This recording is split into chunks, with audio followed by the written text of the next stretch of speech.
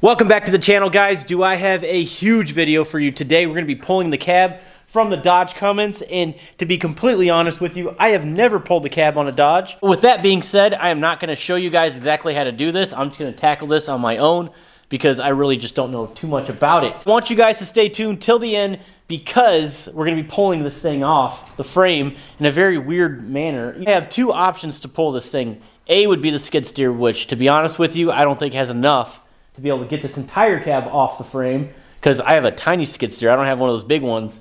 Or I'm gonna go ahead and run some 4x4s across the trusses up here, and I have a crank winch, and I'll just do that instead. So again, this will be my first experience pulling a Dodge Ram cab off of a frame. I want you guys to watch till the end. Of all the sketchy videos I've done in my little YouTube career, this is probably gonna be one of the most sketchy. So let's go ahead and get to work, guys.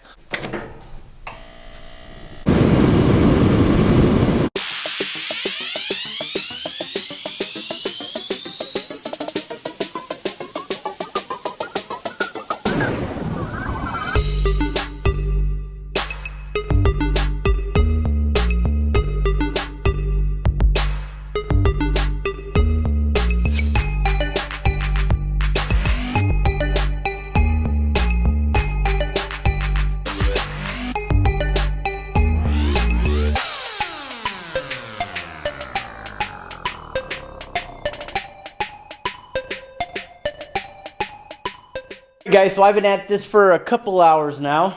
We have everything disconnected to my knowledge.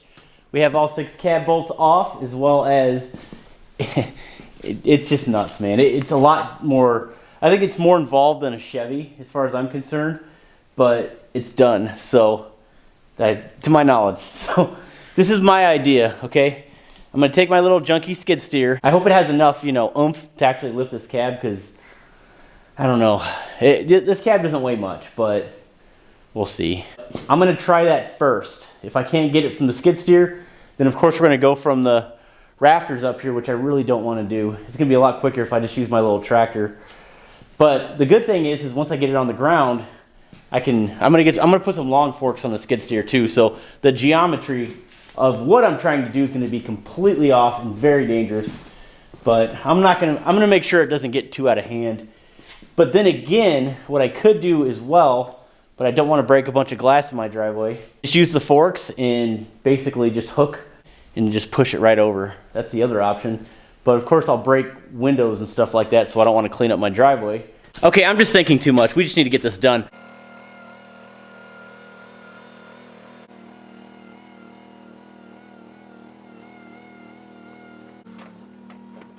Moment of truth. Let's see if we can get this done. As a matter of fact, I just took my bucket right here in the front and I just lifted up on this side of the cab and it picked right up. So we'll see what happens when I put forks inside and then pick up. Let's do this.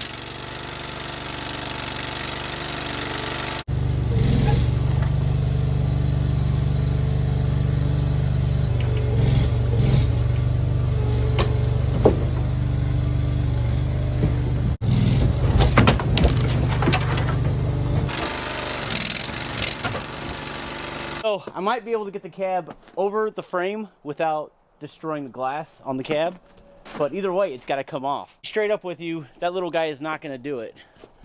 So check it out. Awesome.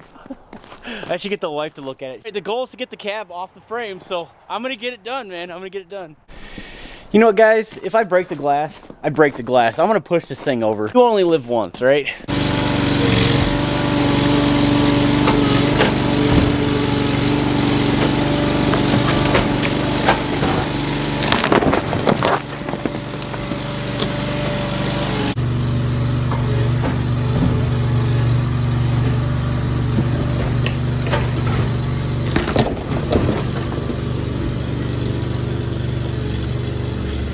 Okay, so just bear with me. I gotta get this thing flipped over. Thing that I'll tell you is I am not installing the cab like that. Stop messing around. Let's go ahead and get this cab in the backyard right now. I have to get it out of my driveway.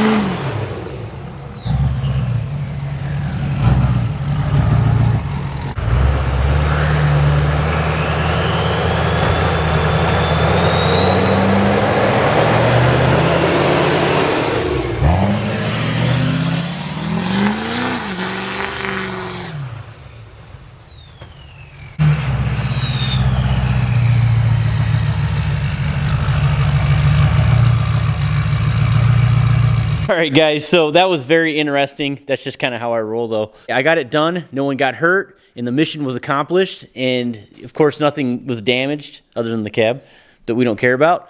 That's one thing I love about removing things that I don't care about, like, you know, the fenders and stuff like that. I don't care if they get scratched or destroyed because they're going to the scrapyard anyways. No one's going to want to use that stuff. The process was sort of simple in a way. It was just kind of involved on the driver's side right here. There was tons of stuff in the way. Pretty much what I did is I just removed the master cylinder and of course unbolted everything off the fender. And of course all the coolant hoses and all that stuff, of course, as you can see, I just cut it all off. Because once this engine's completely redone, I'm going to have new stuff on there. It's going to look really nice when it's actually all put together. But at this point, what we're looking at here, of course, is the chassis. What I plan on doing is removing the engine, the transmission, the transfer case, and the brake lines, you know, just anything that I can possibly clean off of here. Of course, the fuel tank. But what I'm thinking about doing, honestly, here is I'm thinking about once I get it sandblasted, keeping it as a roller. And what I mean by that is I know I said I was going to strip the frame completely down, but we did this with the Wife Max, and I actually really liked it. Was basically to sandblast everything, you know, of course, once everything's stripped off, keep the leaf springs on there, keep the rear end on there. Then, of course, the whole front axle and all that. So, essentially, I just have a roller right here. And it actually be a lot easier to load as well on the trailer is what I'm thinking. Check this out, though. This is the starter. It's just been chilling like that. I don't know if Mitchell started it like that. The thing that I'm concerned about is the condition of the flywheel itself. If he started it like that and it destroyed the flywheel, then again, it may have worked its way loose in transit because, you know, I had this thing on the trailer and it was beating up and down the road. So I may have to ask him about that. Either way, once I remove the transmission from the engine, we'll be able to see the condition of that anyways. The other issue that I ran into, which kind of sucked, was the core support right here. I had to cut this bolt off because it just stayed spinning in there. So I'm going to try to, maybe I can run some weld in there, but I want to try to get it back to where it's at because I want to clean that up, repaint it, and actually reuse it and save myself some money on that end.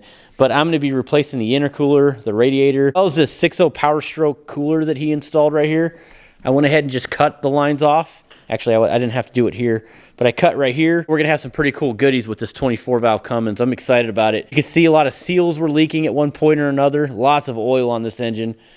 Tons of oil. As a matter of fact, the lower oil pan, I don't even know where to start, really. Everything's leaking. The goal here is to tear everything down, you know, and then, of course, build it back up. I want to replace all new seals. I want this thing to be nice. Only for visual appearance, but that it is completely done correctly, and it's sealed up, and everything looks good. But it's really cool to be able to see this thing with the cab off. I'm glad I was able to get this done today. Was it hard to pull the cab? Not really. I just dumped it off the side of the frame. Let's be honest here. It's going to be a lot more difficult when I put the clean cab on the frame once I actually finally get one. Tell me what you think. Since I'm already at it, give me some ideas, suggestions. Again, I'm thinking about just ripping all the brake lines out, you know, just getting rid of whatever else I could possibly get rid of on this frame and just keep it a roller. Just keep the, you know, the front end, the rear end on there so I can move it around and have everything sandblasted and then powder coated the same exact color. And, you know, I'm actually thinking about going... I'll leave that one for another video. I think the frame would look pretty sweet powder coated a color instead of just black. I've never done that before. I've seen it in truck shows, but it'd be kind of cool to actually own a truck with a powder coated frame of a different color other than black. I think that would look pretty sweet. Talked about a single turbo or 2 turbos. And as far as I'm concerned, if we're already this far down, we might as well go with 2 turbos. That's what I'm going to do. I'm going to go ahead and stick with 2 turbos with this Cummins. I could be wrong here, but I think we'd be able to at least hit 700 horsepower. What do you guys think? You know, 200 overs, 2 turbos, of course tuned, built transmission. I think it'd be really cool to have a cruiser, a fully restored Cummins that looks really nice and it just performs amazing. That's the goal with this truck right here. And maybe pass it down to my son one day, who knows. Another thing that I wanted to show you guys, I bagged all bolts where the locations are to them. That way, you know, I know how I get. I just start throwing bolts around. I have no clue how to put everything back together. But like, here's the interior, the seats, the doors, stuff like that. It's a bag with all the fenders, but it's actually surprising. There's really not that many bolts that need to be removed to remove all the doors and the interior and also the cab, as you can see right here. Again, thanks for the follow. Make sure you guys hit that like button. I really appreciate that. Subscribe if you enjoy the content. Let's get to work.